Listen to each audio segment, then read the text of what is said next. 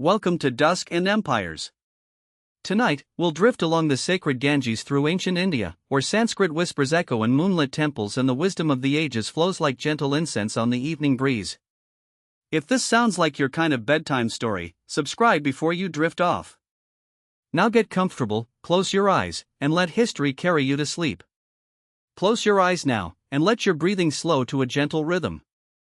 Feel your body settling into comfort, each muscle releasing the tensions of the day. Tonight, we journey together across vast distances of time and space, to a land where the very concept of civilization took root beside sacred rivers. Picture yourself floating high above the earth, watching the sun set over a subcontinent that stretches like a great diamond between ocean and mountain. Below you lies India, ancient, eternal India, where the Indus flows toward the Arabian Sea and the Ganges carries prayers toward the Bay of Bengal. The air is warm here, heavy with the scent of jasmine and sandalwood, filled with the distant sound of temple bells that have rung for thousands of years. This is a land where time moves differently, where the past lives within the present like layers of sediment in sacred soil. Here, great cities rose from river valleys when much of the world still wandered in small tribes. Here, profound philosophies emerged that would shape human thought for millennia. Here, empires expanded and contracted like breathing, leaving behind them stories carved in stone and whispered through generations. As we begin our journey, feel yourself becoming lighter, more peaceful. Let the weight of today dissolve as we drift backward through the centuries, through the millennia, to touch the very foundations of one of humanity's greatest civilizations.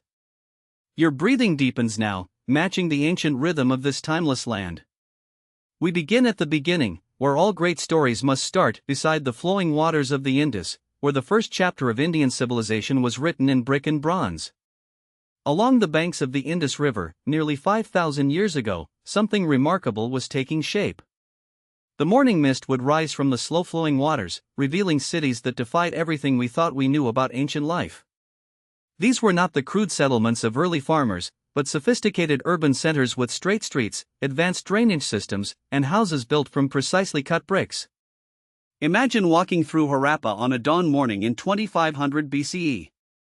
Your bare feet touch stones worn smooth by countless footsteps. The air carries the mingled scents of baking bread, fired pottery, and the river itself, the distinctive smell of water and fertile mud that meant life to ancient peoples. Children's laughter echoes from courtyards hidden behind walls, while somewhere in the distance, craftsmen are already at work, their hammers ringing against copper and bronze.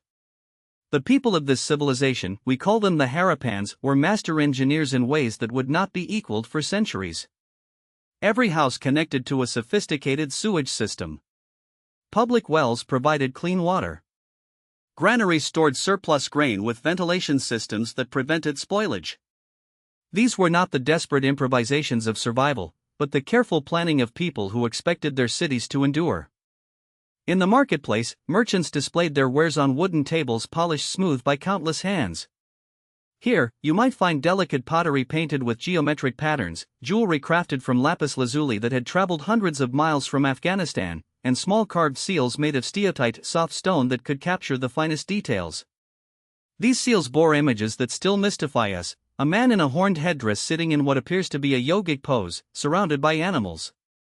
Bulls with magnificent horns. Trees that might be sacred. And everywhere, the undeciphered script that holds their secrets locked away from us. The script itself appears on pottery shards, copper tablets, and those enigmatic seals. Each character was carved with precision, suggesting a writing system that was both standardized and widely used.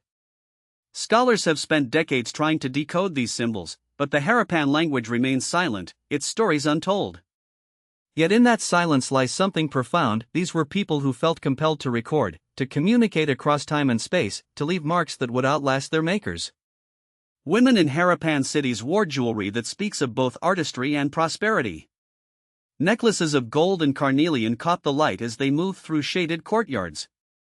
Their bangles, made of shell, copper, and bronze, clinked softly as they worked at looms, creating textiles from cotton that grew in the fertile river valleys. The very sound of those bangles, multiplied across thousands of women in dozens of cities, would have created a constant gentle music, the soundtrack of daily life in the world's first urban civilization. Children played with toys that seem remarkably familiar across the centuries. Clay carts with wheels that actually turned. Whistles shaped like birds that could still, after 4 millennia, produce clear musical notes. Dice that speak of games and gambling, of leisure time and a society prosperous enough to allow play.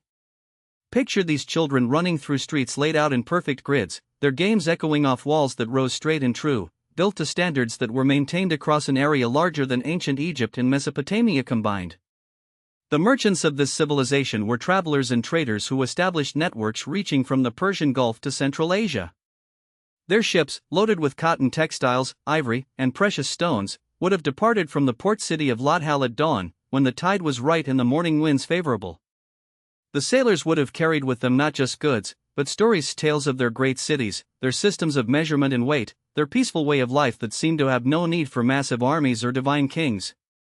What strikes archaeologists most profoundly about Harappan sites is what they don't find. No royal palaces dominate the citadels. No great temples dwarf the residential areas. No weapons of war fill the archaeological record. Instead, there's an almost modern egalitarianism in the housing, variations in size, certainly, but no vast disparities between rich and poor. The largest houses are perhaps 3 times the size of the smallest, not the hundredfold differences that marked other ancient civilizations. This was a civilization that lasted for nearly 1,000 years, longer than the Roman Empire, longer than any modern nation has yet endured. Generation after generation lived and died within these brick walls, following trades passed down from father to son, mother to daughter. A potter in 2000 BCE would have used techniques virtually identical to those employed by his ancestor 5 centuries earlier. There's something both comforting and mysterious in this stability, this resistance to the change and conflict that marked most ancient societies. But all civilizations, no matter how stable, carry within them the seeds of transformation. Around 1900 BCE, something began to change in the Indus Valley. The rivers that had given life to these cities began to shift their courses. Climate patterns altered, bringing less rain to the already arid region. Trade networks that had sustained prosperity for centuries began to contract. Archaeological evidence suggests not a sudden collapse, but a gradual abandonment, people leaving their homes, their streets, their careful urban planning, perhaps moving eastward toward other rivers, other possibilities. Picture a scene around 1500 BCE, somewhere in the Punjab, the land of 5 rivers. The sun sets behind hills that stretch toward Afghanistan, painting the sky in shades of copper and gold. Around a fire that crackles with dried dung and scattered twigs, a group of people has gathered. Men, women, and children sit in a rough circle, their faces illuminated by dancing flames. The animals, cattle, horses, sheep rest nearby, their breathing visible in the cooling air. The Aryan peoples who preserved these hymns were not the urban sophisticates of the Indus civilization.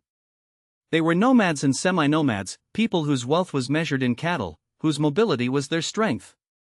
Their society was organized around the family and the tribe, led by chiefs who proved their worth through generosity, skill in battle, and the ability to perform the complex rituals that maintained cosmic order. They knew metals, iron as well as bronze, and they knew horses, those magnificent animals that gave them speed and power in both war and peace. But it was their relationship with language that would prove most transformative. The Aryans possessed an extraordinary capacity for memory, developed over generations of oral tradition. In their minds, they carried entire libraries, hymns, chants, philosophical discussions, detailed instructions for rituals that could last for days. Each word was preserved with perfect accuracy, passed from teacher to student with an attention to detail that surpassed any written record. The hymns they preserved in the Rig Veda reveal a worldview both alien and familiar to modern minds. They saw divinity everywhere, in fire, in storm, in the intoxicating drink called soma, in the daily rising of the sun. Indra, the storm god, wielded his thunderbolt against demons who hoarded the life-giving waters. Agni, the fire god, carried offerings from earth to heaven and brought divine blessings back to mortals. Varuna maintained the cosmic order, ensuring that rivers flowed in their proper courses and that moral law governed human behavior. These were not abstract philosophical concepts, but immediate, living realities. When an Aryan priest kindled the sacred fire at dawn, he was not performing empty ceremony, he was actually bringing Agni to life, creating a bridge between human and divine worlds. The smoke that rose from his offerings carried prayers directly to the gods. The words he spoke had power to maintain the very structure of reality. Gradually, over centuries, these pastoral peoples spread across northern India. They moved along river valleys, establishing settlements that grew into kingdoms. The process was not always peaceful. The Rig Veda speaks of battles against the Dasas or Dasyas, dark-skinned enemies who held fortified places and hoarded wealth. Whether these enemies were remnants of the Indus civilization, indigenous tribal peoples, or other groups remains uncertain. But the pattern was consistent. The Aryans advanced, settled, adapted, and absorbed, creating new syntheses of culture wherever they established themselves. As they settled into agricultural life, Aryan society became more complex and stratified. The old tribal divisions evolved into what would eventually become the caste system. Brahmins, the priests who preserved the sacred words and performed the rituals, claimed the highest status. Kshatriyas, the warriors and rulers, protected society and maintained order. Vaishyas, the farmers, craftsmen, and merchants, produced the wealth that sustained everyone. Below them were the Shudras, servants and laborers who performed the manual work that society required. This social structure was not seen as arbitrary human invention, but as reflection of cosmic order itself. The Purusha Sukta, a famous hymn in the Rig Veda, describes the creation of human society through the sacrifice of a cosmic being, the Brahmins emerging from his mouth, the Kshatriyas from his arms, the Vaishyas from his thighs, and the Shudras from his feet.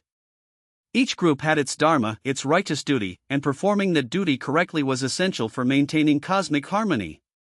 The later Vedic period, roughly 1000 to 600 BCE, saw these ideas develop and elaborate.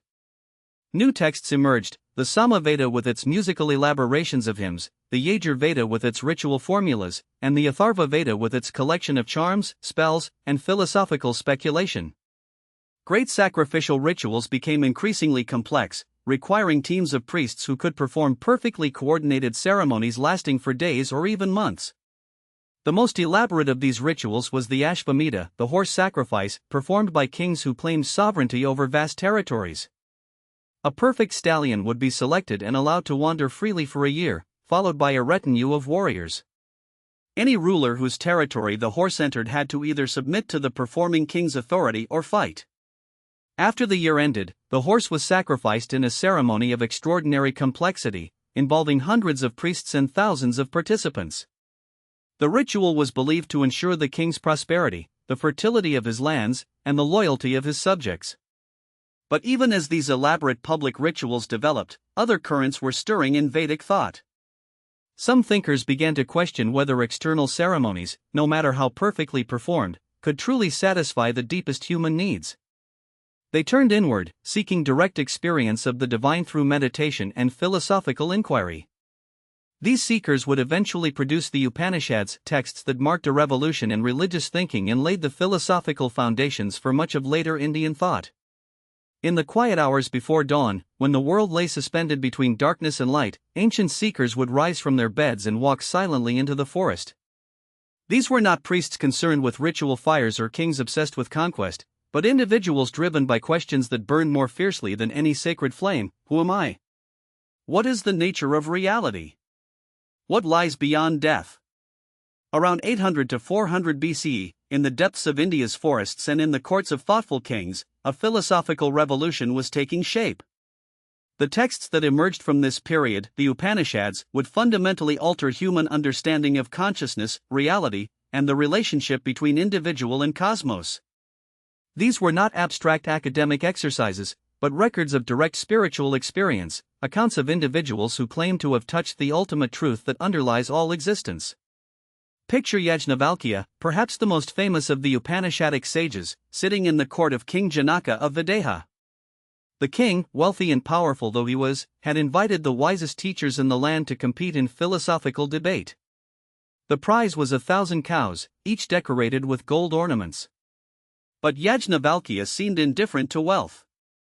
When challenged by the scholarly priest Shakalya, he responded not with complex arguments, but with direct, almost shocking statements about the nature of reality. The Upanishadic teachers spoke of Brahman, not the priestly class, but the ultimate reality that pervades and transcends everything. Brahman was described as Sat-Chit Ananda, existence, consciousness, bliss, the fundamental nature of reality itself. But this was not a distant deity to be worshipped through elaborate rituals. According to the Upanishads, Brahman was the deepest essence of every individual soul, the Atman that dwells within the cave of the heart. To realize this truth was not a matter of belief or scholarship, but of direct experience. The Katha Upanishad tells the story of Nachiketa, a young boy who was sent to death himself to learn the ultimate teaching.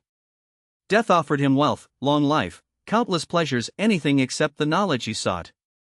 But Nachiketa persisted, and finally received the teaching that would echo through the ages: when all the desires that dwell in the heart are cast away, then the mortal becomes immortal and attains Brahman even in this life. The practical path to this realization involved disciplines that would become central to Indian spirituality. Meditation was not yet the systematic practice it would later become, but the Upanishads speak repeatedly of turning attention inward, of watching the breath, of stilling the constant chatter of the mind. When the five senses and the mind are still, and reason itself rests in silence, then begins the path supreme, declares the Katha Upanishad. This was radical departure from the external focus of Vedic ritual, a turning toward inner exploration that required no priests, no sacrifices, no elaborate ceremonies.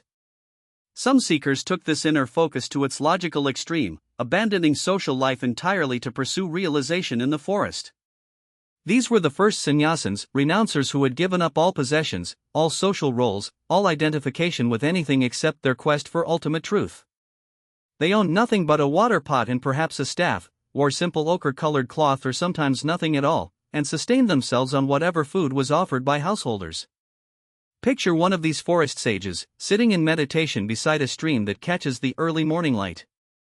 His breathing has become so subtle that even the butterflies landing on his shoulders don't disturb him. Around him, the forest awakens, birds calling, leaves rustling, the distant sound of village life beginning another day. But his attention has turned completely inward, following the trail of consciousness to its source.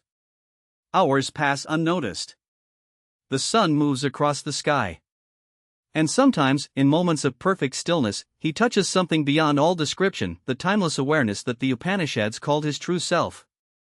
Not all Upanishadic teaching took place in forest solitude. The Chandogya Upanishad tells of Svetaketu, a proud young student who returned from his guru's ashram convinced of his own learning.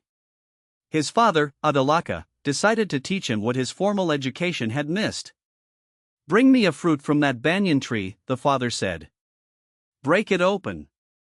"What do you see?" "Small seeds, father." "Break one of those seeds." "What do you see now?"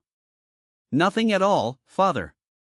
"My dear boy, from that subtle essence which you cannot see, this entire banyan tree has grown. That subtle essence is the reality of all that exists. That is truth. That is the self. And that, Svetaketu, that art thou." The teaching methods of the Upanishadic sages were revolutionary in their simplicity and directness. They used everyday objects and experiences to point toward ultimate truth. Salt dissolved in water demonstrated the invisible presence of Brahman in all things. The states of waking, dreaming, and deep sleep revealed different levels of consciousness and pointed toward a fourth state, Turiya, that transcended all three. Through such homely examples, they made the most profound philosophical insights accessible to ordinary understanding. Women, too, played important roles in this philosophical awakening. Gargi Vachaknavi challenged Yajnavalkya in public debate, asking questions that pushed even this great sage to the limits of expressible knowledge. Maitreyi chose spiritual instruction over material wealth when her husband decided to renounce the world. These women were not passive recipients of male wisdom, but active participants in the philosophical revolution that was reshaping Indian civilization. The Upanishads also grappled with questions of ethics and right action in ways that went beyond mere rule following. If all beings shared the same essential nature, then harming others was literally harming oneself. If the individual self was ultimately identical with universal consciousness, then selfish action based on ego identification was founded on illusion. This laid the groundwork for the concept of karma, not just mechanical cause and effect, but the moral law that linked intention, action, and consequence across lifetimes. The doctrine of reincarnation, only hinted at in earlier Vedic texts, became fully developed in the Upanishads. Death was not the end of consciousness, but a transition comparable to sleep. The Atman, being eternal and indestructible, would take on new bodies according to the accumulated karma of past actions. But this was not presented as grim fatalism. The very understanding of this process offered the possibility of liberation from the cycle entirely. Those who know this become immortal, the texts declared repeatedly. Knowledge was not merely intellectual understanding, but transformative realization that freed consciousness from identification with temporary forms. In the palace gardens of Kapilavastu, sometime around 563 BCE, a prince named Siddhartha walked among flowering trees that had been planted for his pleasure. The air was warm and fragrant, filled with the songs of carefully tended peacocks and the gentle splash of fountains designed to create perfect beauty. Every sight had been chosen to delight him, every sound orchestrated to maintain the illusion of a world without suffering. His father, King Suddhodana, had created this paradise specifically to shield his son from any knowledge of pain, aging, sickness, or death. But on this particular day, driven by a restlessness he could not name, Prince Siddhartha ventured beyond the palace walls. What he saw would change not only his own life, but the spiritual landscape of the entire world. First, an old man, bent with age, hobbling along the road with a walking stick. Then a sick man, lying by the wayside, his body racked with fever and pain. Then a funeral procession, mourners weeping as they carried a corpse toward the burning grounds. And finally, a wandering ascetic, his head shaved, his face peaceful despite his obvious poverty, seeking alms with quiet dignity. These four sights, old age, sickness, death, and the possibility of spiritual seeking, shattered Siddhartha's protected world like a stone thrown through glass. That very night, he made a decision that would echo through history. He left his palace, his beautiful wife Yashodhara, his newborn son Rahila, and all his princely privileges to become a wandering seeker. The future Buddha had begun his journey toward enlightenment. The India that Siddhartha entered as a spiritual seeker was alive with religious experimentation. The old Vedic certainties were being questioned by countless teachers and philosophers. Some advocated extreme asceticism, believing that the body must be tortured into submission before the spirit could be free. Others developed complex philosophical systems that attempted to explain the nature of reality through pure reasoning. Still others taught various forms of meditation, breath control, and yogic practice. For 6 years, Siddhartha threw himself into these practices with the intensity that had once characterized his princely life. He studied under accomplished teachers, mastering states of concentration so deep that ordinary consciousness seemed to dissolve entirely. He practiced austerities so severe that his body became skeletal, his ribs visible through skin that seemed almost transparent. He learned to survive on a single grain of rice per day, to sleep on beds of thorns, to remain motionless for hours under the burning sun. But enlightenment remained elusive. The more he punished his body, the more his mind seemed to rebel. The deeper his meditative absorptions, the more clearly he saw that they were temporary states that left the fundamental questions unanswered.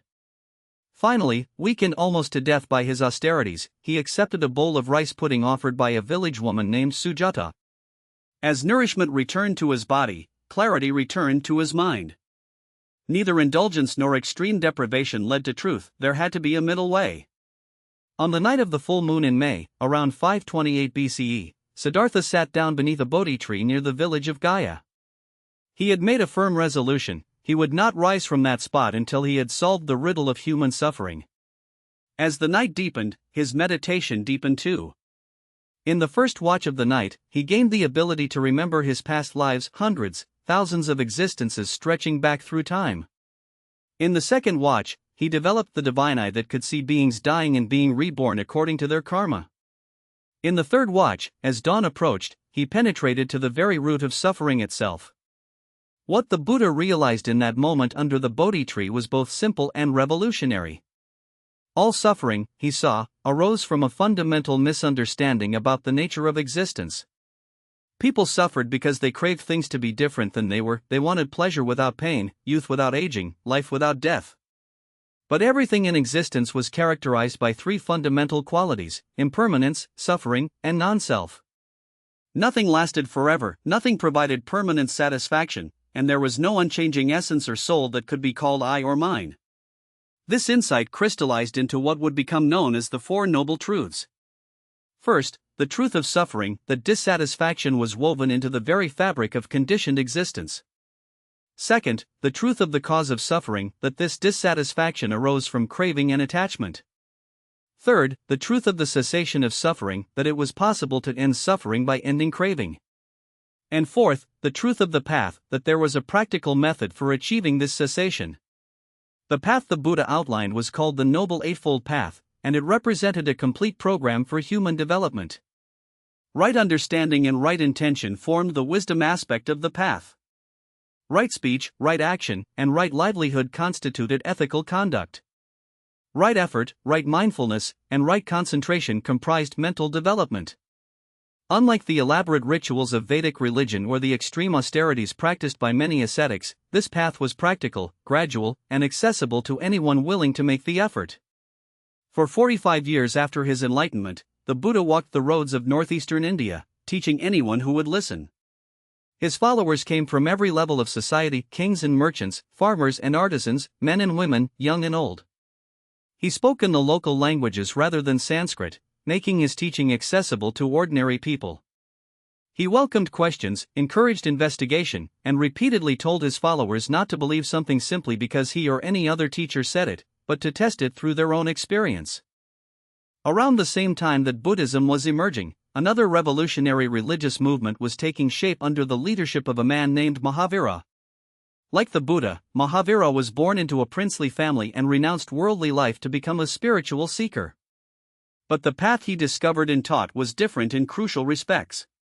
Where Buddhism emphasized the middle way, Jainism advocated strict nonviolence, ahimsa, carried to its logical extreme. Jain monks and nuns would strain their drinking water to avoid harming microscopic life, sweep the ground before them as they walked, and eventually even give up eating altogether in a final act of nonviolent self-sacrifice. Mahavira's teaching rested on three fundamental principles known as the Three Jewels. Right faith meant accepting the Jain understanding of reality as taught by the Tirthankaras, the spiritual teachers who had achieved liberation and showed the path to others. Right knowledge involved understanding the true nature of the soul, karma, and the process of liberation. Right conduct meant following the ethical principles that would purify the soul and eventually lead to moksha, release from the cycle of rebirth. The Jain cosmos was vast and complex, populated by countless souls, jivas, trapped in an eternal cycle of birth, death, and rebirth. Every action, every thought, even every intention created karmic particles that bound the soul and determined its future births. The only way to escape this cycle was through complete purification, avoiding all violence, all falsehood, all theft, all sexual misconduct, and all attachment to material possessions. For laypeople, this meant following modified versions of these principles. For monks and nuns, it meant embracing them with absolute rigor, even unto death. Both Buddhism and Jainism challenged fundamental assumptions of Vedic religion. Neither accepted the authority of the Vedas or the special status of the Brahmin caste. Both taught that spiritual achievement depended on individual effort rather than ritual performance or divine grace. Both offered paths to liberation that were open to people of any social background. And both emphasized ethical conduct and mental purification over external ceremonies. The appeal of these new religions was enormous. In a society increasingly dominated by complex rituals that only Brahmins could perform, they offered direct paths to spiritual achievement. In a world where social status was determined by birth, they proclaimed the equality of all seekers. In an age of growing philosophical sophistication, they provided rational, systematic approaches to questions that mattered most to thoughtful people. The Buddhist Sangha, the community of monks and nuns, became one of the most democratic institutions in ancient India. Decisions were made by consensus, with even the Buddha's pronouncements subject to discussion and interpretation. Women were welcomed as fully ordained nuns, despite considerable social opposition. The twice-monthly confession ceremonies allowed for acknowledgement of mistakes and mutual support in maintaining ethical standards. This was institutional religion organized around principles of equality and mutual accountability rather than hierarchy and authority. The Ramayana, traditionally attributed to the sage Valmiki, was more than entertainment. It was a handbook for righteous living, a guide to proper behavior in every relationship and circumstance. Prince Rama embodied the ideal son, husband, brother, and king. His wife Sita represented perfect womanhood, devoted, pure, and courageous. His brother Lakshmana demonstrated absolute loyalty and selfless service. Even the antagonist, the 10-headed demon king Ravana, was portrayed with sufficient complexity to make his downfall tragic rather than merely satisfying. Picture the scene when Rama receives word that he must abandon his right to the throne and spend 14 years in forest exile. The messenger's words fall like stones into the peaceful courtyard where Rama has been preparing for his coronation. Garlands of flowers, prepared for the ceremony, seem to wilt in the sudden silence. But Rama's response reveals the dharmic ideal that would inspire countless generations. Without anger, without argument, without even visible disappointment, he accepts this reversal as the will of Dharma itself. A son's highest duty is to obey his father, he declares simply. I go to the forest. When Sita insists on accompanying her husband into exile, their dialogue reveals the complex negotiations between duty, love, and social expectation that characterized Indian family life. Rama argues that the forest is no place for a princess accustomed to palace comforts. The dangers are real wild animals, hostile demons, the hardships of living without servants or luxury. But Sita's response cuts through all practical considerations. Where you are is my home. Without you, even paradise would be hell. Her determination wins the day, and together with Lakshmana, the three begin their long journey into the unknown. The forest years that follow are portrayed as a time of spiritual purification despite material hardship. Rama, Sita, and Lakshmana live in simple huts made of leaves and branches. They eat fruits, roots, and whatever the forest provides. They dress in bark cloth and sleep on beds of grass. Yet the text describes this period as idyllic, a time when their love deepened, their spiritual understanding grew, and their characters were refined by adversity. The forest sages they encounter treat them with reverence, recognizing in these royal exiles a purity and dedication that transcended material circumstances. But this peaceful interlude is shattered when Ravana, the king of Lanka, sees Sita and becomes consumed with desire for her. Using trickery and magical deception, he manages to separate her from her protectors and carries her away to his island kingdom. The abduction scene is one of the most dramatic in all literature, Sita calling desperately for help as Ravana's flying chariot carries her across the ocean, dropping her jewelry as clues for any who might follow, maintaining her dignity and courage even in the face of overwhelming terror. Rama's response to his wife's abduction drives the rest of the epic. His grief is profound and humanly recognizable. He weeps, he rages, he nearly despairs. But gradually his royal duty reasserts itself. This is not merely a personal tragedy, but a cosmic battle between good and evil, dharma and adharma. Ravana has violated the most fundamental principles of civilized behavior. He must be defeated not just to rescue Sita, but to restore moral order to the universe. The search for Sita leads Rama and Lakshmana into alliance with the monkey kingdom of Kishkinda. Here they encounter Hanuman, perhaps the most beloved character in all of Indian literature.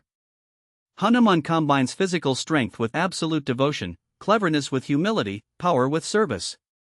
His leap across the ocean to Lanka, his infiltration of Ravana's palace, his meeting with the captive Sita, these episodes showcase not just adventure, but the transformative power of selfless love. The final battle between Rama's forces and Ravana's demon army is portrayed on an epic scale. The monkeys construct a bridge across the ocean, each stone thrown with devotion and determination. Warriors with supernatural powers clash in single combat that shakes the earth. Divine weapons are deployed that can destroy entire armies. Yet at the heart of all this cosmic drama remains the simple human story of a husband trying to rescue his wife, a king trying to fulfill his duty, a good man struggling against the forces of evil in the world. When Rama finally defeats Ravana and is reunited with Sita, the epic might have ended with simple celebration. But Valmiki introduces a complication that has troubled and fascinated audiences for millennia.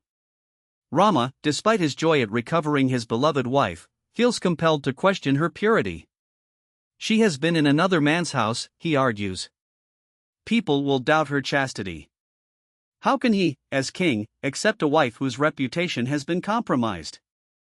Sita's response reveals both her strength and the tragic limitations placed on women even in this idealized world.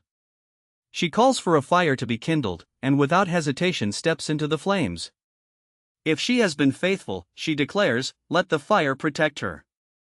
If she has been unchaste, let it consume her. The fire god himself appears to proclaim her purity, returning her to Rama's arms with divine testimony to her virtue.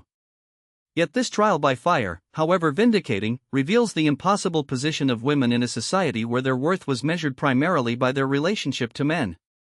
While the Ramayana focused on individual character and family relationships, the Mahabharata tackled the broader questions of statecraft, social duty, and the moral ambiguities inherent in political power.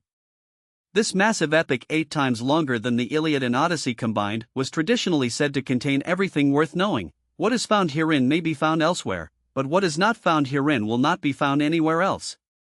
At the heart of the Mahabharata lies the story of two groups of cousins, the 5 Pandava brothers and the 100 Kaurava brothers, whose conflict over the throne of Hastinapura ultimately engulfs the entire known world. But this is not a simple tale of good versus evil. Both sides contain noble and ignoble characters. Both make moral compromises in pursuit of victory. Both suffer devastating losses that call into question whether any victory is worth the price paid for it. The epic begins with the miraculous births and unusual childhoods of its heroes. The Pandavas are all divine sons: Yudhishthira born from Dharma himself, Bhima from the wind god Vayu, Arjuna from Indra the king of gods, and the twins Nakula and Sadeva from the Ashvins. Their common wife Draupadi, a controversial polyandrous arrangement that the epic struggles to justify, emerges from a sacrificial fire, beautiful and destined for both great honor and terrible suffering. These are not ordinary mortals, but beings who carry within themselves the very forces that shape cosmic destiny. The gambling match that precipitates the central conflict reveals the moral complexity that characterizes the entire epic. Yudhishthira, despite being the embodiment of righteousness, becomes addicted to dice and loses everything: his kingdom, his brothers, even his wife. When Draupadi is dragged into the assembly hall to be humiliated by the victorious Kauravas, her famous question echoes through the ages: how can a man who has lost himself stake something else? The legal and moral implications of this question divide the assembled elders, and their inability to provide a clear answer foreshadows the ambiguities that will plague both sides throughout the coming war. On the battlefield of Kurukshetra, as the first rays of dawn illuminated the vast armies arrayed for war, Prince Arjuna stood in his chariot and surveyed the scene that would haunt literature for millennia. Before him stretched two great hosts, his own family and friends on one side, his cousins and former companions on the other. The air was thick with dust raised by thousands of horses, elephants, and chariots. War horns and conch shells awaited the signal to begin what everyone knew would be a slaughter of unprecedented scale. And in that moment, the greatest warrior of his age was paralyzed by doubt. His charioteer was no ordinary man, but Krishna, the divine avatar who had taken human form to restore Dharma to the world.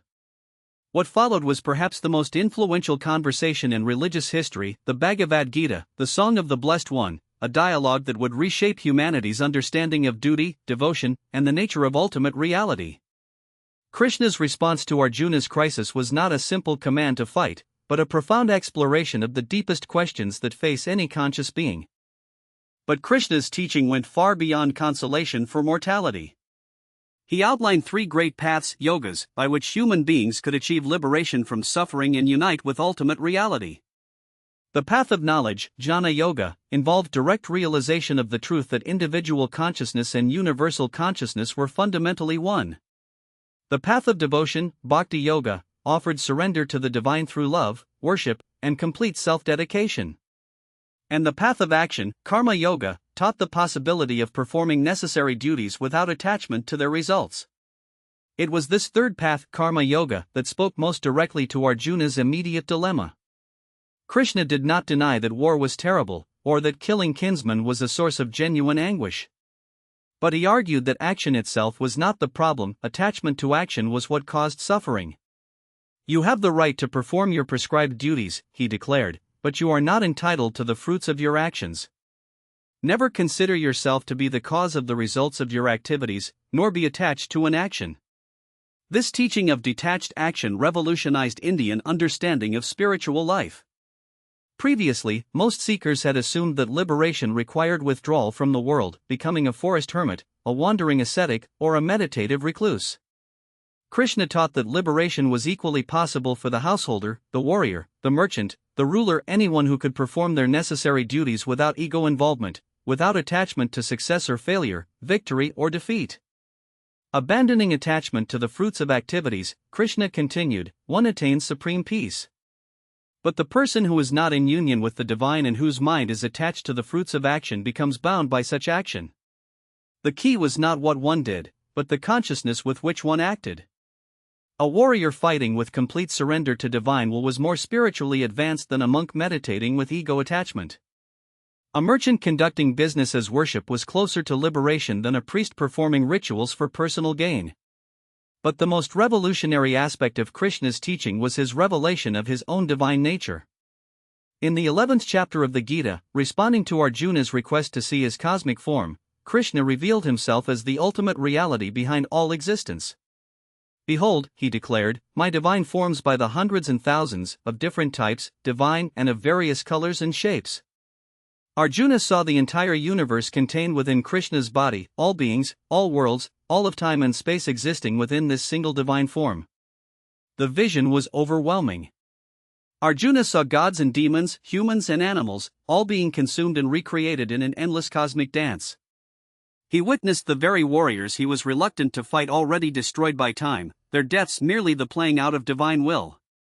"I am time, the destroyer and creator of all," Krishna proclaimed. "These warriors have already been slain by me. You are merely an instrument, Arjuna." The vision was so terrifying and magnificent that Arjuna begged to see Krishna's familiar human form again. This divine revelation recontextualized everything. If Krishna was indeed the supreme reality appearing in human form, then serving him was not merely following a great teacher, but participating directly in the cosmic order. If all beings were manifestations of this same divine essence, then proper action meant seeing and serving that divinity in every encounter. "I am the taste in water," Krishna declared in one of the Gita's most beautiful passages, "the light in the moon and sun, the sacred syllable Om in all the Vedas, the sound in ether, and the ability in humans." The Bhagavad Gita's influence extended far beyond its original context. While embedded within the Mahabharata's story of war and political conflict, the Gita's teachings applied to every human situation. Students could approach their studies as karma yoga. Parents could raise their children as devotional practice. Farmers could tend their crops as meditation. Any activity, performed with the proper consciousness, became a means of spiritual development. The text also offered hope to people who felt excluded from traditional religious practices. "Even if you are the most sinful among all sinners," Krishna assured Arjuna, "you will cross over all sin by the boat of knowledge." Liberation was not reserved for the scholarly, the ritually pure, or the socially privileged. It was available to anyone willing to surrender their ego and offer all actions to the divine. "Whoever offers me with devotion a leaf, a flower, a fruit, or water," Krishna declared, "I accept that devotional offering from the pure-hearted." By the end of their conversation, Arjuna's confusion had been replaced by clarity. Not because his moral qualms had been dismissed, but because he had gained a perspective that transcended the immediate situation. He would fight not from anger or ambition, but as an instrument of cosmic justice. His actions would be offered as worship, their results accepted as divine will. "My confusion is gone," he declared to Krishna. "I have regained my memory through your grace. I am firm and free from doubt and am prepared to act according to your instructions." The battle that followed would indeed be terrible, lasting 18 days and leaving few survivors. But the teaching that emerged from that battlefield would outlast all the kingdoms it described, offering guidance to seekers across centuries and cultures. The Bhagavad Gita became not just a religious text, but a manual for conscious living, a guide to finding the sacred within the ordinary, the eternal within the temporal. In the dusty training grounds outside Pataliputra, young men wielded wooden swords under the harsh scrutiny of veteran warriors. The sun beat down mercilessly on their bare backs as they practiced the formations that would soon be tested in real combat. These were the soldiers of Chandragupta Maurya, the ambitious young king who had unified most of the Indian subcontinent under his rule. The year was around 320 BCE, and the largest empire in Indian history was taking shape through conquest, diplomacy, and the brilliant political strategies outlined in the Arthashastra, the treatise on statecraft attributed to Chandragupta's advisor, the cunning Kautilya. Chandragupta's rise to power read like something from the epics. Born into humble circumstances, he had witnessed the chaos that followed Alexander the Great's brief incursion into northwestern India. The great Macedonian conqueror had defeated local rulers, established a few garrison cities, and then departed, leaving behind a power vacuum that various regional kings struggled to fill. Chandragupta saw opportunity in this confusion. With Kautilya's guidance, he began building an alliance of displaced rulers, ambitious generals, and anyone else willing to support his audacious dream of continental empire. The capital city of Pataliputra, situated at the confluence of the Ganges and Sun rivers, became the nerve center of this vast undertaking. Greek visitors who came as ambassadors described it as the largest city they had ever seen, larger even than Babylon or Alexandria. Its wooden walls stretched for miles, punctuated by watchtowers and gates that were works of art as well as fortification. Within those walls lived perhaps 500,000 people, soldiers and bureaucrats, merchants and craftsmen, priests and philosophers from every corner of the known world. The administration Chandragupta established was remarkably sophisticated. He divided his empire into provinces, each governed by appointed officials who reported directly to the imperial court. A network of spies and informants ensured that distant governors remained loyal and efficient. Standard weights and measures facilitated trade across the vast territories. Roads were built and maintained to enable rapid communication and troop movement. Perhaps most importantly, a professional army replaced the feudal levies that most kingdoms relied upon, creating a military force loyal to the emperor rather than to local chieftains. But it was under Chandragupta's grandson, Ashoka, that the Mauryan Empire reached both its greatest extent and its most profound transformation. When Ashoka ascended the throne around 268 BCE, he inherited an empire that already stretched from Afghanistan to Bengal, from the Himalayas almost to the southern tip of the peninsula. Only the kingdom of Kalinga, on the eastern coast, remained independent. For a young emperor eager to complete his grandfather's work, this represented an irresistible challenge.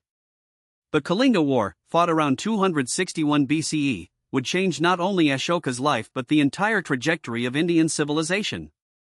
The campaign began like any other: armies marching, cities besieged, battles fought with the conventional ruthlessness of ancient warfare. Ashoka's forces were larger, better organized, and more experienced than their opponents. Victory was never really in doubt. What made this conquest different was its scale of destruction and, more importantly, its effect on the conqueror himself. According to Ashoka's own account, inscribed on rocks and pillars throughout his empire, over 100,000 people were killed in the war, 150,000 were deported, and many more died from disease and starvation. These numbers, enormous by ancient standards, apparently haunted the emperor. Standing on the battlefield after his victory, surrounded by the corpses of his enemies and the weeping of widows and orphans, Ashoka experienced something unprecedented in the annals of kingship: a profound moral awakening. The beloved of the gods, as he came to call himself, was deeply pained by the suffering he had caused. In edicts carved on stone monuments throughout his empire, Ashoka confessed his remorse with startling honesty. The beloved of the gods feels deep remorse, for when an independent country is conquered, the slaughter, death, and deportation of the people is extremely grievous and weighs heavily on the mind of the beloved of the gods. This was not the language of conventional royal propaganda, but of genuine spiritual crisis and transformation. Ashoka's conversion to Buddhism was not merely personal but became the defining characteristic of his reign. He didn't simply adopt Buddhist beliefs, he attempted to govern according to Buddhist principles, creating perhaps history's first attempt at implementing a genuinely ethical foreign and domestic policy. His edicts, carved in local languages on rocks and pillars from Kandahar to Karnataka, proclaimed a new kind of kingship based on dharma rather than mere power. "There is no better work than promoting the welfare of all the people," one edict declared, "and whatever efforts I am making is to repay the debt I owe to all people, to assure them happiness in this life and to attain heaven in the next." This was revolutionary thinking for an ancient monarch. Kings were traditionally expected to protect their subjects and expand their territories, but Ashoka spoke of happiness, moral development, and spiritual welfare as the primary duties of government. The practical implications of Ashoka's Buddhist kingship were far-reaching. He established hospitals for humans and animals throughout his empire, staffed by physicians trained in both local traditions and Greek medical knowledge inherited from Alexander's successors. He planted medicinal herbs and fruit trees along major roads for the benefit of travelers. He dug wells and built rest houses. He appointed special officials called Dharma ministers whose job was to promote moral behavior and resolve disputes peacefully. Most remarkably, Ashoka renounced the traditional royal sport of hunting and the royal privilege of eating meat. His edicts speak of gradually reducing the number of animals killed in the palace kitchens, eventually eliminating meat from royal meals entirely. He banned animal sacrifice, a practice that was central to Vedic religion and royal ceremony. While he never imposed these restrictions on his subjects, his personal example was profoundly influential in a society where royal behavior set standards for the entire kingdom. Ashoka's approach to religious diversity was equally unprecedented. Although personally devoted to Buddhism, he proclaimed tolerance for all religious communities. All religion should reside everywhere, one edict declared, for all of them desire self-control and purity of heart. He provided patronage to Buddhist monasteries, but also to Brahmins, Jains, and adherents of various local traditions. His goal was not to impose religious uniformity, but to promote the ethical principles that he believed were common to all authentic spiritual teachings. The emperor's promotion of Buddhism extended beyond his own borders. He sent diplomatic missions to spread Buddhist teaching to kingdoms throughout the known world. His son Mahinda and daughter Sanghamitta led missions to Sri Lanka that established Buddhism so firmly there that it has remained the majority religion to this day. Missions went west to the Greek kingdoms of Afghanistan and Central Asia, south to the Tamil kingdoms, and north to the mountain peoples of the Himalayas. For the first time in history, a major world religion was spreading through peaceful persuasion rather than military conquest. But Ashoka's most lasting monuments were not his political achievements but the stone pillars and rock edicts that preserved his teachings for posterity. These inscriptions, carved in Prakrit in Greek and Aramaic in frontier regions, represented one of humanity's first attempts at mass communication. The emperor was literally speaking directly to his subjects, explaining his policies, confessing his mistakes, and exhorting them to moral behavior. The tone was personal, almost intimate, a king speaking to his people as a father to his children. "All men are my children," Ashoka declared in one famous edict. "Just as I desire for my children that they should enjoy all prosperity and happiness both in this world and the next, so do I desire for all men." This paternal language might seem condescending to modern ears, but in the context of ancient monarchy, where rulers were typically remote figures ruling through fear and force, it represented a radical humanization of political power. The empire Ashoka created through moral transformation rather than military conquest would not long survive his death. His successors lacked both his vision and his administrative skills. The vast territories that had been held together by his personal charisma and moral authority began to fragment. By 185 BCE, the last Mauryan emperor had been assassinated by his own general, and the great empire dissolved into its constituent parts. But the example Ashoka set of power exercised with compassion, of government based on moral principles, of religious tolerance as state policy would continue to inspire leaders throughout Indian history and beyond. The Gupta Empire had emerged from humble beginnings in the early 4th century CE, when a chieftain named Sri Gupta established a small kingdom in the region around Pataliputra. But it was his descendant, Chandragupta I, not to be confused with the earlier Mauryan emperor, who laid the foundations for imperial greatness through a brilliant political marriage to a princess of the powerful Lichavi clan. This alliance brought both legitimacy and resources, enabling the Guptas to expand their influence across northern India. By the time Chandragupta's son Samudragupta ascended the throne, the stage was set for one of history's most remarkable cultural flourishing. Samudragupta, who ruled from approximately 335 to 375 CE, was celebrated as both conqueror and patron. His court poet, Harishina, carved a famous inscription on an Ashokan pillar describing the emperor's military campaigns and cultural achievements. But unlike the earlier Mauryan records, which emphasized moral transformation, the Gupta inscriptions celebrated refined aesthetics, scholarly learning, and artistic excellence. Samudragupta was depicted not just as a successful king, but as a Renaissance figure skilled in music and poetry as well as statecraft in warfare. The empire reached its zenith under Samudragupta's son, Chandragupta II, who ruled from approximately 375 to 415 CE. Foreign visitors to his court described a civilization of extraordinary sophistication. Fan, a Chinese Buddhist pilgrim who traveled extensively through Gupta territories, wrote of cities where crime was virtually unknown, where hospitals provided free medical care, where religious festivals brought together people of all backgrounds in joyous celebration.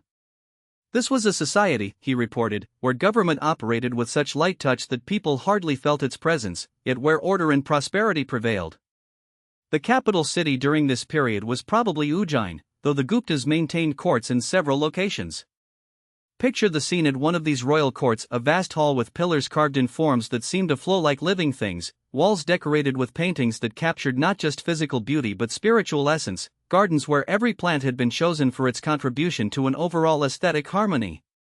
Here gathered the finest minds of the age, poets whose verses were memorized by educated people across India, astronomers whose calculations of planetary motion surpassed anything known in Europe, mathematicians who were developing concepts that would revolutionize human understanding of number in space. It was during the Gupta period that Indian mathematics achieved some of its most significant breakthroughs. Aryabhata, working in the 5th century CE, calculated the value of pi to 4 decimal places and proposed that the Earth rotated on its axis more than 1,000 years before Copernicus. The concept of zero as a number rather than merely the absence of quantity was formalized, revolutionizing mathematical calculation. The decimal system, with its elegant place value notation, was perfected and would eventually spread through the Islamic world to Europe, where it became known as Arabic numerals despite its Indian origins. The period also witnessed extraordinary developments in astronomy. Indian astronomers of this era could predict eclipses with remarkable accuracy, had calculated the length of the solar year to within minutes of modern measurements, and had developed sophisticated models of planetary motion. Their observatories, built with mathematical precision, allowed them to track celestial movements across decades and centuries. This knowledge was not merely theoretical but had practical applications in agriculture, navigation, and the timing of religious ceremonies. Medicine, too, flourished under Gupta patronage. The great physician Sushruta compiled medical knowledge that included detailed descriptions of surgical procedures, some of which would not be equaled in Europe until the modern era. Plastic surgery techniques for reconstructing noses and ears, cataract operations, caesarean sections, all were described with a precision that suggests they were commonly performed. Medicinal plants from across the subcontinent and beyond were catalogued with their therapeutic properties, creating a pharmacological knowledge base that remained influential for centuries. But perhaps the most lasting achievement of the Gupta period was its literary flowering. This was the age of Kalidasa, often called India's Shakespeare, whose plays and poems achieved a perfect balance between emotional depth and aesthetic refinement. His drama Shakuntala tells the story of a king who marries a hermit's daughter, then forgets her due to a curse, only to be reunited with her years later when he recognizes a ring he had given her. The play works on multiple levels, as romance, as exploration of memory and identity, as meditation on the relationship between nature and civilization. Kalidasa's poetry revealed an almost supernatural sensitivity to the natural world.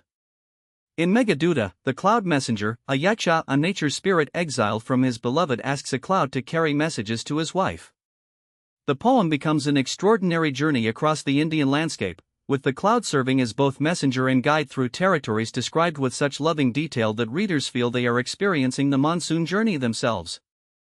Every mountain, river, city, and forest is rendered with precision that combines geographical accuracy with profound emotional resonance. The visual arts during this period achieved a classical balance that art historians compare to the achievements of ancient Greece. The caves at Ajanta, carved and painted during Gupta times, contain some of the world's finest religious art. The Buddha figures and bodhisattvas depicted their combined spiritual serenity with human warmth, their faces expressing both transcendent wisdom and compassionate engagement with human suffering. The technique of the painters, their understanding of perspective, their mastery of color, their ability to convey complex emotions through subtle facial expressions, would not be surpassed anywhere in the world for many centuries.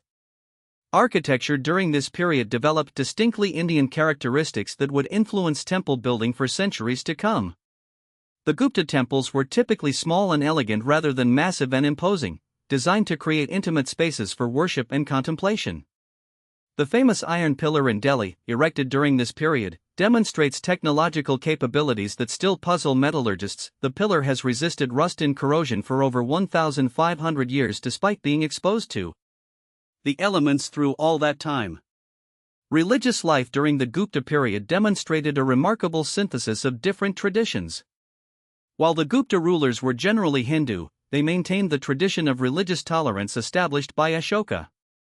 Buddhism continued to flourish, particularly in the great monastic universities like Nalanda, which attracted students from across Asia.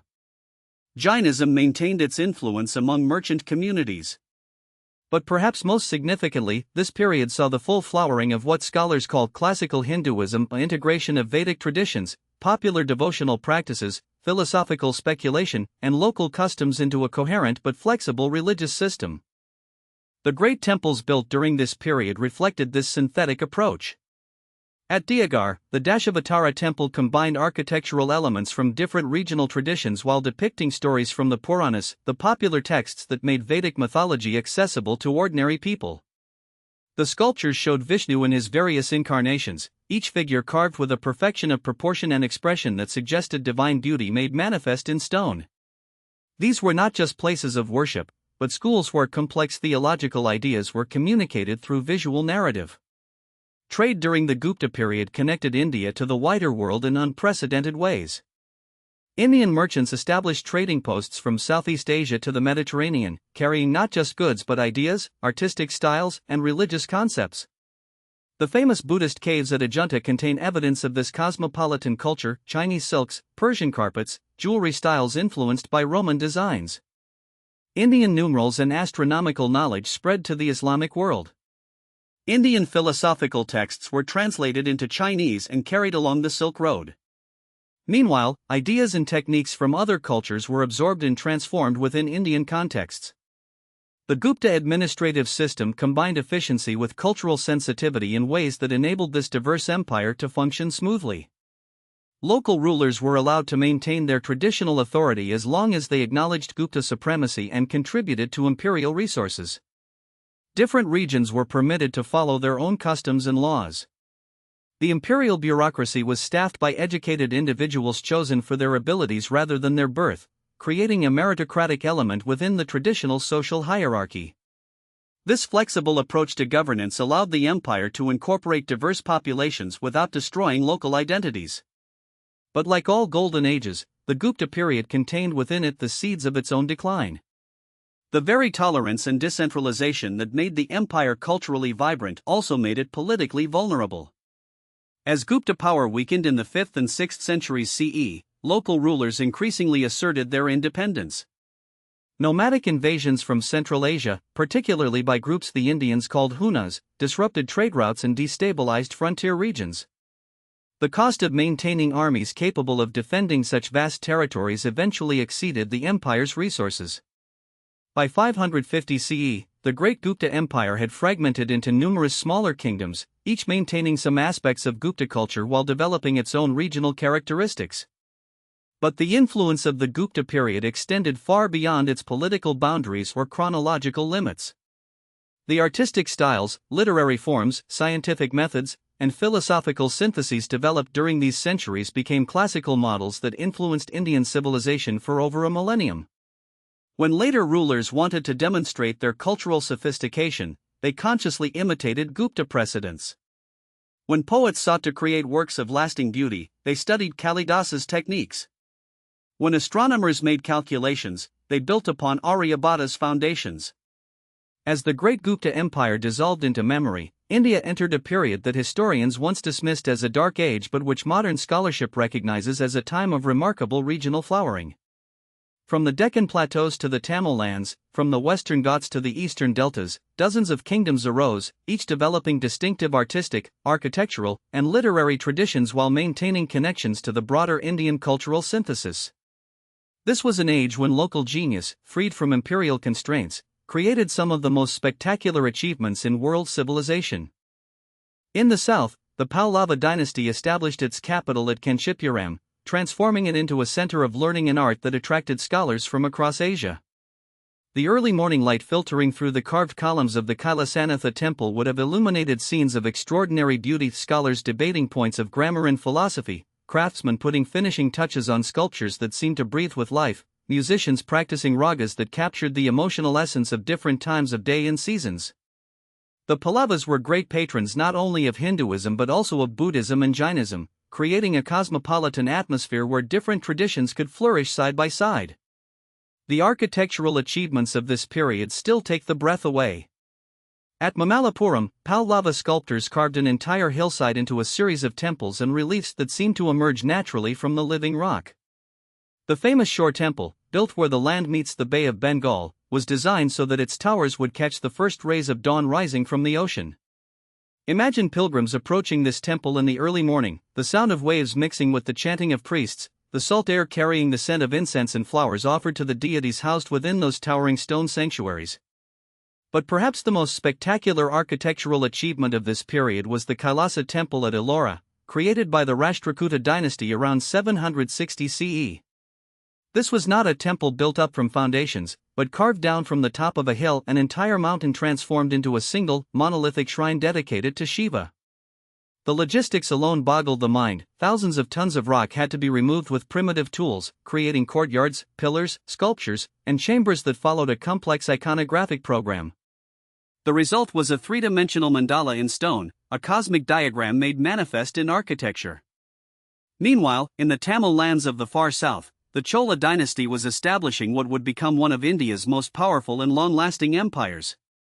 Under rulers like Rajaraja Chola I and his son Rajendra Chola, Tamil power extended across the seas to Sri Lanka, the Maldives, and even parts of Southeast Asia. But the Cholas were not merely conquerors, they were great builders and patrons who created some of India's most magnificent temples. The Brihadeshwara temple at Tanjavur, completed around 1010 CE, remains one of the architectural wonders of the world. The Chola period also witnessed remarkable developments in bronze sculpture. The dancing Shiva figures from this era, particularly the famous Nataraja representations, achieve a perfect balance between spiritual symbolism and aesthetic beauty. Each figure captures a moment of cosmic dance, with Shiva's multiple arms creating rhythmic patterns that seem to continue moving even in metal. The lost wax casting technique used to create these sculptures was so refined that modern foundries still study Chola methods. These bronze figures were not merely decorative but functional. They were carried in religious processions, bathed and adorned like living deities, treated as manifestations of divine presence rather than mere artistic representations. Literature during this period flourished in regional languages as well as Sanskrit. Tamil poetry reached extraordinary heights during the Chola period, with works like the Periya Puranam, stories of the 63 Nayanars or Shaivite saints, creating a distinctly Tamil religious sensibility that combined Sanskrit philosophical concepts with local devotional traditions. These poet saints were not remote figures but ordinary people, farmers, fishermen, merchants, kings, whose encounters with the divine were expressed in verses that spoke directly to common human experiences. One of the most beloved of these Tamil saints was Manikavakagar, whose Tyra Vachakam remains one of the masterpieces of devotional literature. His verses express the longing of the soul for union with Shiva in language of such intensity that listeners are said to be moved to tears. You are my father and mother, you are my relatives and friends, you are knowledge and wealth to me, you are everything, my lord of Tillai, he wrote, capturing the totality of surrender that characterized Tamil Shaivism. These were not abstract theological statements but cries from the heart, expressions of personal religious experience that resonated across social boundaries. In western India, the Solanki dynasty of Gujarat was creating architectural marvels that combined Hindu and Jain artistic traditions. The Sun Temple at Mathura, built in the 11th century, was designed as a cosmic calendar, its pillars, courtyards, and sanctum aligned so precisely with solar movements that the sun's rays would illuminate specific sculptures in sacred spaces at particular times of year. During the winter solstice, dawn light would penetrate directly into the inner sanctum, illuminating the golden image of Surya, the sun god, at the exact moment of the solar year's renewal. The Dilwara temples on Mount Abu, built by wealthy Jain merchants, pushed the art of marble carving to its absolute limits. Every surface was covered with intricate patterns that seemed to transform stone into lace. Ceilings became gardens of carved flowers, with each petal rendered in perfect detail. Pillars were turned into elaborate sculptures that seemed to spiral upward like frozen music. The play of light and shadow across these carved surfaces created constantly changing visual experiences that enhanced the meditative atmosphere essential to Jain worship. But this period was not solely about grand architectural achievements. It was also an age of intellectual ferment, when regional courts became centers of philosophical debate and literary creation. Kashmir, under the Karkota and Utpal dynasties, produced some of Sanskrit literature's finest works. Kalhana's Rajataranjini, a chronicle of Kashmiri kings, was one of the world's first historical works that attempted to distinguish between myth and fact, to evaluate sources critically, and to explain events through natural rather than purely supernatural causes. The Kashmir Shaivism that developed during this period represented one of the most sophisticated philosophical systems ever created. Thinkers like Abhinavagupta developed theories of consciousness, aesthetics, and spiritual practice that influenced not only religious thought but also artistic theory and literary criticism. His analysis of the Rasa theory, how art evokes specific emotional responses in audiences, became foundational for Indian aesthetics. His understanding of consciousness as dynamic, creative, and inherently divine provided philosophical underpinnings for tantric practices that would spread throughout India and beyond. Trade networks during this period connected these regional kingdoms not only with each other but with the wider world. Arab merchants brought gold, silver, and horses from the Middle East in exchange for Indian spices, textiles, and precious stones. Chinese demand for Indian pepper, cardamom, and cinnamon supported extensive trade networks that stretched across the Indian Ocean. Indian merchants established communities throughout Southeast Asia, carrying not just goods but religious and cultural traditions that would profoundly influence the development of kingdoms in Cambodia, Java, and elsewhere. The temple complexes of Angkor Wat and Angkor Thom in Cambodia, the Hindu-Buddhist temples of Java, the Cham sculptures of Vietnam all show clear Indian influences transmitted through these trading relationships. But the cultural exchange was not one way. Indian art, architecture, and religious practices were also enriched by contact with other civilizations. Islamic artistic motifs began appearing in Indian contexts.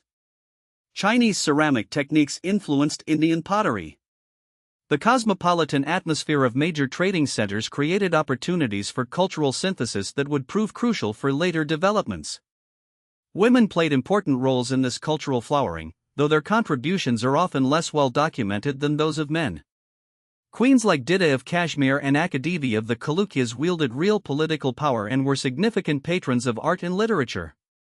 Devadasi dancers in South Indian temples were not merely entertainers but custodians of classical dance traditions that preserved ancient stories and spiritual practices. Female poets and scholars, while fewer in number than their male counterparts, made lasting contributions to regional literatures. The Bhakti movement, which would later transform Indian religious life, was taking its first systematic form during this period. The Alvars and Nayanars of Tamil Nadu had already demonstrated that intense personal devotion could transcend social barriers and create communities united by shared spiritual experience rather than birth status. Their example would inspire similar movements throughout India, challenging the dominance of ritual-focused religion and offering alternative paths to spiritual fulfillment. But even as these regional kingdoms flourished, forces were gathering that would dramatically alter the Indian landscape. From the northwest, where the Gandhara kingdoms had once prospered, came reports of new invasions, not the familiar nomadic raids of earlier centuries, but organized campaigns by Turkish and Afghan rulers who brought with them not just military power but a new religion, Islam. The encounter between these Islamic forces and the established Hindu kingdoms would create the next chapter in India's long and complex history. The morning call to prayer echoed across the red sandstone walls of Delhi as Sultan Iltutmish made his way to the mosque for far prayers in the year 1230 CE. The air was crisp with winter cold, and his breath formed visible clouds as he walked through corridors that blended Islamic geometric patterns with Indian architectural elements, a visual representation of the cultural synthesis that was taking shape across northern India. Around him, the city was awakening to another day in what had become the most powerful Islamic sultanate in the subcontinent, a realm that stretched from Sindh to Bengal, from the Himalayas to the Deccan. The establishment of Muslim rule in India had begun not with a single conquest but through a series of raids and invasions spanning more than 2 centuries. Mahmud of Ghazna's 17 raids between 1000 and 1027 CE had demonstrated the wealth that lay waiting in Indian temples and treasuries, but they were essentially plundering expeditions rather than attempts at permanent conquest. It was Muhammad of Ghor who first envisioned lasting Islamic rule in India, defeating the Rajput Confederation at the Second Battle of Tarin in 1192 and establishing Turkish governors in key cities across northern India. When Muhammad of Ghor was assassinated in 1206, his slave general Qutbuddin Aibak seized power and established what would become known as the Delhi Sultanate. The term slave dynasty might suggest weakness, but these Mamluks, military slaves who had risen to positions of power, were among the most capable rulers in medieval history. They understood that successful governance in India required more than military conquest. It demanded accommodation with local populations, integration of existing administrative systems, and cultural adaptation that went far beyond simple religious conversion. Picture the construction site of the Quad-ul-Islam Mosque in Delhi around 1200 CE. Turkish engineers worked alongside Hindu craftsmen, creating architectural forms that had never existed before. The pointed arches and geometric decorations of Islamic architecture were being carved by artisans whose grandfathers had decorated Hindu temples with figures of gods and goddesses. The result was something neither purely Islamic nor traditionally Indian, but a new synthesis that would characterize Indo-Islamic art for centuries to come. The famous iron pillar of the Guptas, rather than being destroyed, was incorporated into the mosque courtyard, becoming part of the new religious landscape. The cultural negotiations involved in establishing Islamic rule were complex and often contradictory. While some Hindu temples were indeed destroyed and their materials used for mosque construction, others were left untouched or even received royal patronage. While Islamic law theoretically required the conversion of idolaters, in practice the sultans found it more practical to treat Hindus as people of the book similar to Christians and Jews, allowing them to maintain their religious practices in exchange for payment of the jizya tax. The reality of governing a predominantly Hindu population forced Islamic rulers to develop pragmatic policies that often deviated significantly from strict theological requirements. Iltutmish's reign marked a crucial period in this accommodation process. When the Mongols destroyed Baghdad in 1258, ending the Abbasid Caliphate, the Delhi Sultanate found itself as one of the few remaining centers of Islamic power. Refugees from Central Asia and the Middle East arrived in Delhi, bringing with them not just scholarly and artistic traditions but also a cosmopolitan perspective that enriched the emerging Indo-Islamic culture. Persian became the court language, creating a literary tradition that would flourish for centuries. Sufi mystics established khanqahs, lodges, where Islamic spirituality was taught in forms that often resonated with Hindu and Buddhist meditative traditions. The reign of Alauddin Khilji in the early 14th century demonstrated both the military capabilities and the administrative sophistication of the mature sultanate. His armies conquered much of the Deccan, bringing South Indian kingdoms under Islamic rule for the first time. But Alauddin was also an administrative innovator who established price controls in Delhi's markets, created an efficient intelligence network, and implemented land revenue systems that would influence Mughal administration centuries later. His court attracted musicians, poets, and scholars from across the Islamic world, making Delhi a rival to Baghdad and Cairo as a center of Islamic culture. The most dramatic episode of Alauddin's reign was his successful defense of Delhi against Mongol invasions. In 1299 and again in 1303, large Mongol armies reached the very gates of Delhi, only to be repelled by the Sultan's forces. The sight of Mongol banners flying within sight of the city's walls must have terrified the population, but Alauddin's military reforms had created an army capable of standing against the force that had conquered most of Eurasia. The victory confirmed the Delhi Sultanate as a major power and established its reputation throughout the Islamic world. But it was under Muhammad bin Tughlaq in the 14th century that the Sultanate reached both its greatest territorial extent and its most spectacular failures. Muhammad bin Tughlaq was one of history's most learned rulers, fluent in Arabic, Persian, and several Indian languages, trained in philosophy, mathematics, and Islamic jurisprudence. His intellectual ambitions, however, often exceeded practical possibilities. His attempt to move the capital from Delhi to Daulatabad in the Deccan resulted in enormous suffering as the population was forced to relocate across hundreds of miles. His introduction of token copper currency led to inflation and economic chaos when counterfeiters flooded the market with fake coins. Yet Muhammad bin Tughlaq's reign also saw remarkable cultural achievements. His court was frequented by scholars and travelers from across the known world. Ibn Battuta, the great Moroccan traveler, served as a judge in Delhi and left detailed accounts of the Sultan's court and character. Despite his political failures, Muhammad bin Tughlaq was genuinely committed to Islamic principles of justice and learning. He established schools, patronized scholars, and personally engaged in theological debates with visiting ulama. His tragedy was that his theoretical knowledge could not solve the practical problems of governing a vast and diverse empire. The most significant long-term development during the Sultanate period was the gradual emergence of distinctly Indian forms of Islamic culture. The Chishti Sufi order, established by Moinuddin Chishti at Ajmer, developed practices that incorporated elements from Hindu and Buddhist traditions while remaining authentically Islamic. Chishti saints used music and poetry in their spiritual practices, welcomed devotees from all religious backgrounds, and emphasized direct personal experience of the divine rather than complex theological study. Their khanqahs became centers not just of Islamic learning but of cultural synthesis, where Hindu musicians might perform qawwali, where Persian poetry was translated into regional languages, where Islamic and Hindu mystical traditions engaged in creative dialogue. The architecture of this period reflected the same synthetic spirit. The Alai Darwaza at the Qutb complex in Delhi combined Islamic architectural principles with decorative elements that showed clear Indian influence. The Tomb of Iltutmish introduced the dome and the pointed arch to Indian architecture while incorporating carved floral patterns that drew on local artistic traditions.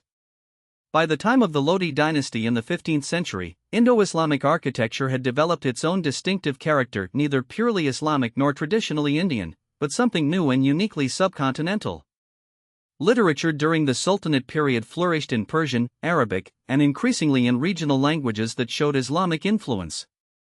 Amir Khusro, the great poet and musician who lived at the court of several Delhi sultans, wrote poetry in Persian that captured the beauty of the Indian landscape and seasons with unprecedented lyrical power. He also experimented with verses that mixed Persian and Hindi words, creating a literary language that reflected the multilingual reality of medieval Indian cities. His invention of new musical forms and instruments laid foundations for the classical music tradition that would reach its peak under the Mongols. But the Delhi Sultanate was not merely a northern Indian phenomenon. Independent sultanates emerged in the Deccan, Bengal, Gujarat, and other regions, each developing its own synthesis of Islamic and local traditions. The Bahmani Sultanate of the Deccan, established in 1347, created a court culture that patronized both Persian and Telugu literature. The Bengal Sultanate encouraged the development of Bengali as a literary language while maintaining connections to the broader Islamic world. These regional sultanates often competed with Delhi for supremacy, creating a political landscape that was both more fragmented and more culturally diverse than the earlier imperial systems. The conversion of Indians to Islam during this period was a gradual process that occurred through various mechanisms. Some conversions were indeed the result of political pressure or the desire for social advancement. But many others resulted from the appeal of Islamic egalitarian ideals to people who found themselves at the bottom of the Hindu caste hierarchy. The Sufi emphasis on direct spiritual experience attracted individuals who were drawn to mystical approaches to religion. Intermarriage between Muslim immigrants and local populations created families that naturally adopted Islamic culture while maintaining connections to their Hindu heritage. By the end of the Sultanate period in the early 16th century, Islam had become thoroughly integrated into the Indian cultural landscape. Major cities contained significant Muslim populations who considered India their homeland rather than a place of temporary residence. Hindu and Islamic architectural styles had influenced each other to create new synthetic forms. Persian had become a major literary language in India, while regional languages had absorbed thousands of Persian and Arabic words. Sufi saints were venerated by Hindu and Muslim devotees alike. The stage was set for the arrival of the Mongols, who would take this process of cultural synthesis to even greater heights. Yet the Sultanate period had also created tensions and contradictions that would persist throughout the Mughal era and beyond. The theoretical supremacy of Islamic law conflicted with the practical need to accommodate Hindu customs and practices. The egalitarian ideals of Islam existed alongside harsh realities of political hierarchy and social stratification. The desire to maintain connections with the broader Islamic world sometimes conflicted with the need to develop distinctly Indian responses to local conditions. These tensions would continue to shape the complex relationship between Islamic and Hindu traditions in Indian civilization. In a small hermitage beside the Nirmada River, sometime around 788 CE, a young Brahmin named Shankara sat in deep meditation as the pre-dawn darkness gradually gave way to the soft light of sunrise. The gentle sound of the flowing river mingled with the distant calls of peacocks awakening in the forest, creating a natural symphony that seemed to embody the cosmic harmony he sought to understand and express. This young sage would live only 32 years, but in that brief lifetime he would travel the length and breadth of India, engaging in philosophical debates that would reshape Hindu thought and establishing an intellectual framework that would influence Indian spirituality for over a millennium. Shankara emerged during a period when Indian philosophical thought was fragmented into numerous competing schools, each claiming to possess the ultimate truth about reality, consciousness, and liberation. Buddhist logicians like Dharmakirti were developing sophisticated epistemological theories. Jain philosophers were articulating complex metaphysical systems. Within Hinduism itself, the Sankhya, Yoga, Nyaya, Vaisheshika, and Mimamsa schools each offered different approaches to understanding the nature of existence. What Shankara accomplished was a synthesis that preserved the essential insights of the Upanishads while addressing the philosophical challenges posed by these various systems. The core of Shankara's teaching was the radical non-dualism called Advaita Vedanta. According to his interpretation of the Upanishads, ultimate reality Brahman was pure consciousness, without attributes, beyond all categories of thought and description. The individual self Atman was not separate from this ultimate reality but was identical with it. All apparent diversity, all the multiplicity of the phenomenal world, was Maya, not illusion in the sense of non-existence, but a mysterious power that made the one appear as many. Liberation consisted in realizing this fundamental non-duality through direct experience rather than mere intellectual understanding. Shankara's method was not simply to assert his position but to show the internal contradictions in opposing viewpoints while demonstrating how apparent conflicts could be resolved through proper understanding of the Upanishadic teachings. Against the Buddhists, he argued that their doctrine of momentariness made knowledge impossible. If everything changed from instant to instant, there could be no continuity of experience or memory. Against the Sankhya philosophers, he showed that their dualism between consciousness and matter created more problems than it solved. Against ritual-focused schools, he demonstrated that external ceremonies, however elaborate, could not produce the direct knowledge that liberation required. But Shankara's genius lay not just in his philosophical arguments but in his ability to create institutional frameworks that would preserve and transmit his teachings. He established 4 major monasteries, mathas at the cardinal points of India, Sringeri in the south, Dwarka in the west, Jayadarmath in the north, and Puri in the east. Each matha was given responsibility for maintaining the Advaitic tradition in its region while contributing to the broader intellectual community through scholarly exchange and debate. This institutional innovation ensured that his philosophical synthesis would survive the inevitable historical changes that destroyed so many other intellectual movements. The monks Shankara trained were not merely scholars but practical teachers who could communicate complex philosophical ideas to diverse audiences. They traveled throughout India, establishing local centers of learning, training new generations of students, and adapting Advaitic teachings to different regional and cultural contexts. They composed hymns and devotional poetry that made non-dualistic philosophy accessible to people who were not trained in technical philosophical discourse. They participated in public debates and religious festivals, ensuring that Advaita remained a living tradition rather than merely an academic system. Following Shankara, other great Vedantic philosophers emerged who created alternative syntheses while building upon his foundations. Ramanuj, working in South India during the 11th and 12th centuries, developed qualified non-dualism Vishishtadvaita that attempted to preserve both the unity of ultimate reality and the reality of individual souls and the phenomenal world. Unlike Shankara's impersonal Brahman, Ramanuja's ultimate reality was personal, identified with Vishnu as the supreme deity who was both transcendent and immanent.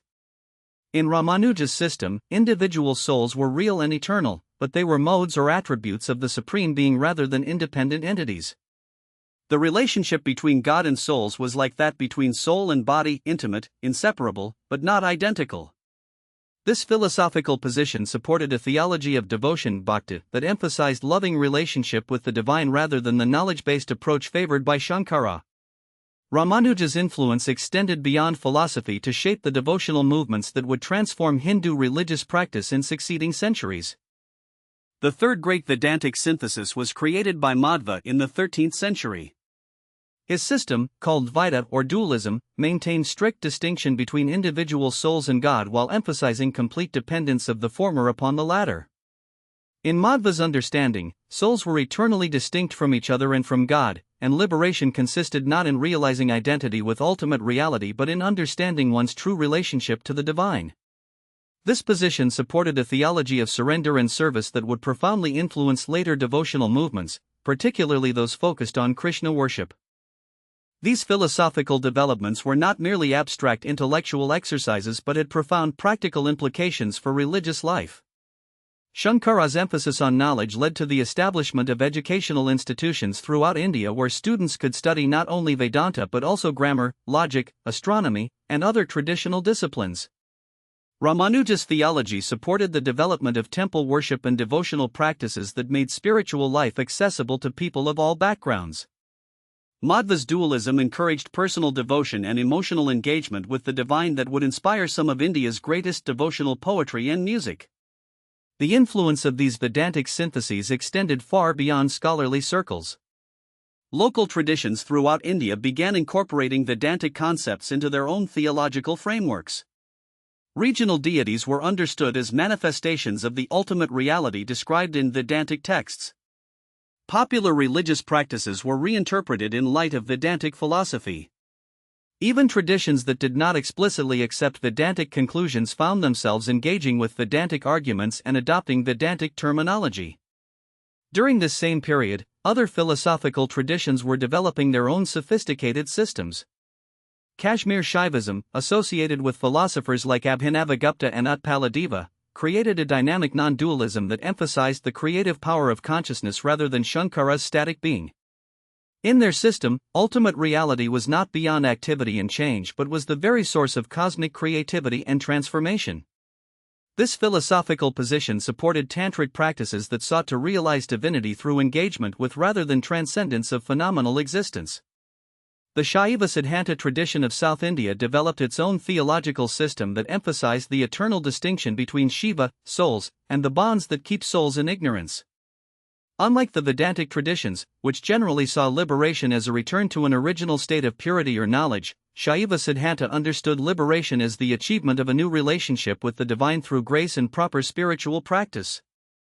This tradition produced extensive philosophical literature in Sanskrit and Tamil while maintaining strong connections to temple worship and ritual practice. The devotional movements that emerged during this period drew upon these various philosophical traditions while developing their own theological innovations. The Alvars of Tamil Nadu created a passionate devotional poetry dedicated to Vishnu that influenced Ramanuja's philosophical development.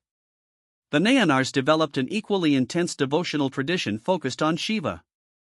Both groups included people from various social backgrounds, including some from castes traditionally excluded from Vedic religious practices, demonstrating that philosophical sophistication could coexist with social inclusiveness. These devotional poets created a new religious language that combined philosophical depth with emotional intensity. Their verses expressed complex theological ideas through images drawn from everyday life, the longing of separated lovers, the joy of reunion, the pain of absence, the ecstasy of divine encounter. This poetic tradition established devotion, bhakti, as a legitimate spiritual path equal to knowledge and ritual, opening new possibilities for religious expression and experience. The institutional frameworks created during this period ensured that these various philosophical and devotional traditions would continue to influence Indian thought for centuries to come. The maths established by Shankara and other philosophers served not only as centers of learning but also as focal points for maintaining theological and cultural continuity. Temple complexes throughout India became repositories of philosophical texts, centers for scholarly debate, and places where theoretical knowledge could be tested through practical spiritual discipline. The interaction between these various institutional centers created a dynamic intellectual culture that encouraged both preservation of traditional knowledge and creative innovation. By the end of this period, roughly around 1300 CE, Indian philosophy had achieved a remarkable synthesis that integrated diverse traditions while maintaining space for continuing debate and development. The great questions that had occupied thinkers for centuries, the nature of reality, the relationship between individual and universal consciousness, the means of liberation from suffering, had been explored with unprecedented sophistication and depth.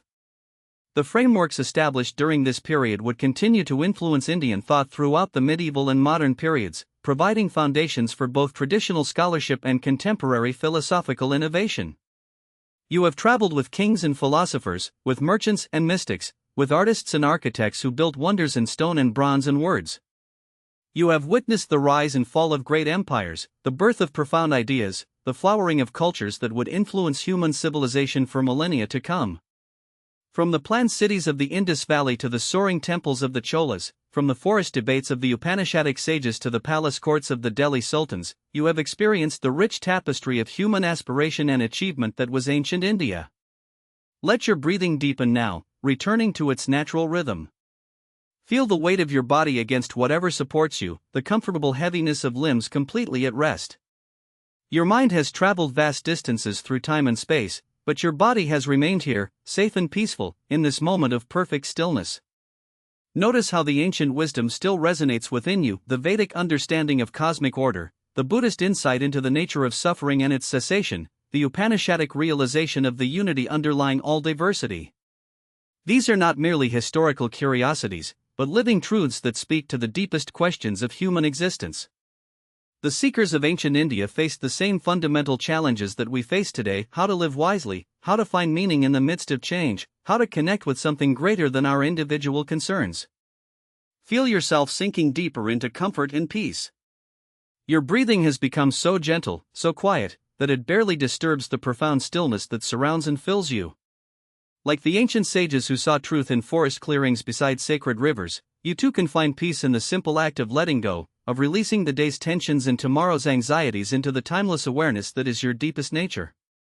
The stories we have shared tonight of Rama's devotion and Sita's courage, of the Buddha's awakening and Ashoka's transformation, of countless known and unknown individuals who contributed to the great human project of civilization, these stories become part of your inner landscape now. They join the repository of wisdom and inspiration that you carry within you, available whenever you need reminders of human nobility, creativity, and the eternal search for truth and beauty. Let your eyelids grow heavy if they haven't already. Let your muscles release completely, as if you were melting into the earth itself, returning to the source from which all things arise and to which all things return. The ancient Indian understanding of time as cyclical rather than linear suggests that endings are also beginnings, that every conclusion opens onto new possibilities. As you drift toward sleep, carry with you the peace of those ancient meditation halls where seekers gathered before dawn to watch the light gradually illuminate the world.